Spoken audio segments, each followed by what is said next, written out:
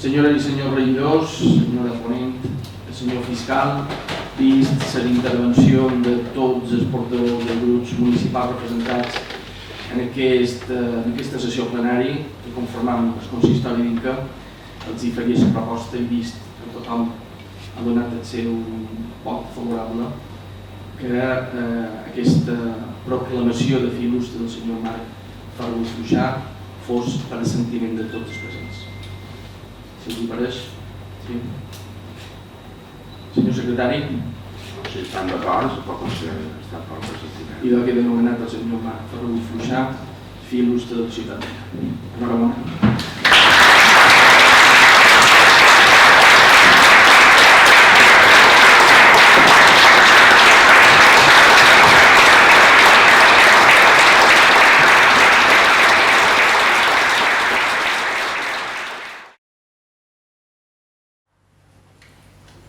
Per tancar aquest plenari, unes paraules, senyores regidores, senyors regidors, senyor Gabriel Piedras, cronista oficial de la ciutat d'Inca,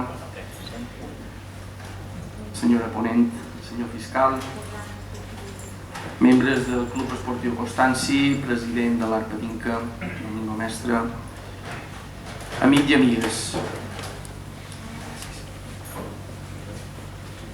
El d'avui és un d'aquests actes que contribueixen a fer poble, a fer ciutat. No hi ha millor o no que la distinció com a fi il·lustre al fer poble. Un reconeixement que pretén posar en relleu la figura d'aquelles persones que amb la seva trajectòria han deixat petjada dins la nostra societat. El nomenament com a fi il·lustre de la ciutat d'Inca, el senyor Marc Ferragut Fluixà, suposa fer una passa més en el nostre relat històric col·lectiu.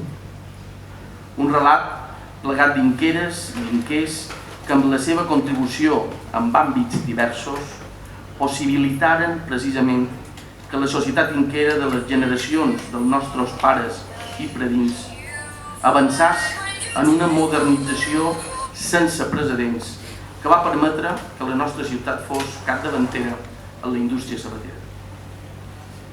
Com bé ha explicat la senyora ponent, la figura del senyor Marc Ferragut Fluixà abraça els àmbits més lligats a la idiosincràsia inquera.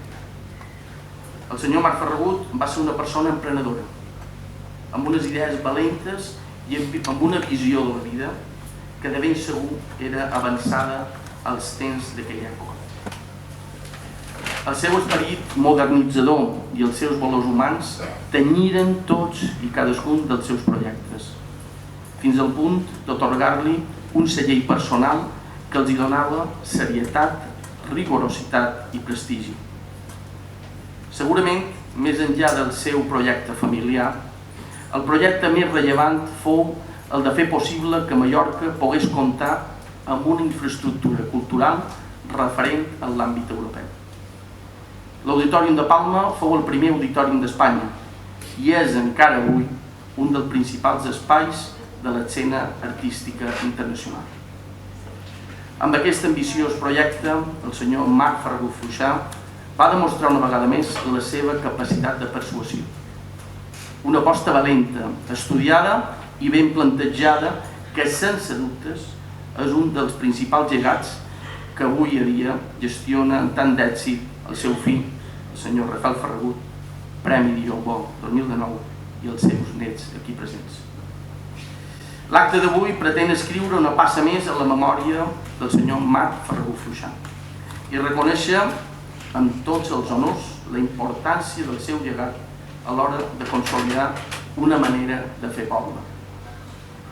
Ell practicava l'associacionisme d'una manera activa, implicant-se en projectes esportius com el del Club Esportiu Constanci, culturals com el de l'Orquestra Simfònica de Mallorca o polítics, essent regidor d'aquest ajuntament durant la Segona República.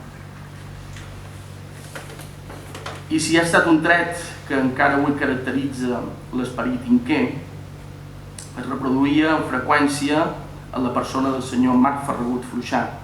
Era precisament la seva capacitat emprenedora, comerciant i en constant evolució per adaptar-se a una vida amb grans oportunitats empresarials, però també amb moltes incerteses polítiques que propiciaven que els principis bàsics de l'estat del benestar fossin una lluita constant per refermar-los. Els seus valors progressistes impregnaren un recorregut vital per múltiples facetes.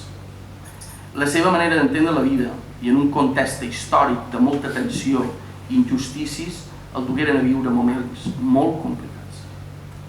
Avui, des d'una posició històrica privilegiada, tenim la capacitat de posar en relleu la vida del senyor Marc Ferrer Fluixà, en tots els seus èxits i alguna ensopegada, pròpia de qui constantment dona passes. La seva trajectòria reflecteix de manera clara que el progrés mai no avança en línia recta.